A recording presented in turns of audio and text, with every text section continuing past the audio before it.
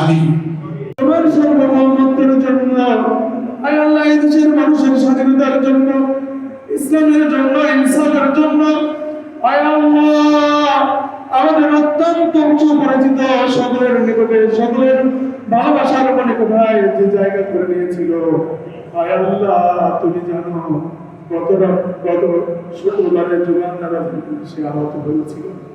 পুরো সপ্তাহ যাবৎ আমরা আপনার কাছে দোয়া করছি, জীবন ভিক্ষা চেয়েছি। আর আল্লাহ, সারা দেশের মানুষ তাকে তার জীবন ভিক্ষা চেয়েছে, কিন্তু সে জীবিত থাকতে শাহাদাতের মৃত্যু নসিব করেছিল, শাহাদাতের মৃত্যু প্রত্যাশা করেছিল। মাবুদ গো, সারা দেশের মানুষের দোয়া একদিকে, হাদির দোয়া একদিকে, আল্লাহ তুমি হাদির দোয়াকে কবুল করে, আয় আল্লাহ, আয় আল্লাহ, তুমি তাকে তোমার কাছে ডেকে নিয়ে গেছো, আয় আল্লাহ, তুমি তাকে তোমার কাছে তুলে নিয়ে গেছো। মাবুদ গো, রব্বুল আলামিন, আয় আল্লাহ, তোমার কাছে আমরা কাজ করে ফরিয়াদ করি।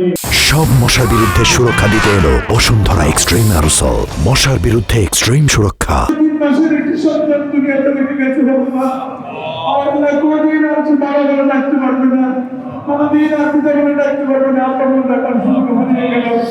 আয় আল্লাহ, এক সাক্ষাৎকারে সে বলেছে 3 মাসে মাত্র 30 মিনিট সন্তানকে দিতে পেরেছে। আয় আল্লাহ, আয় আল্লাহ, দেশবাসীর কাছে বলে গেছে, আল্লাহ আমার সন্তানকে শেষ কান্না করতে করতে বলেছে, আয় আল্লাহ, ভাইরা আমার সন্তানকে দেখে রাখেন। আয় আল্লাহ, সে আপনার কাছে শাহাদাতের মৃত্যু কামনা করেছিল, আপনি কবুল করেছেন।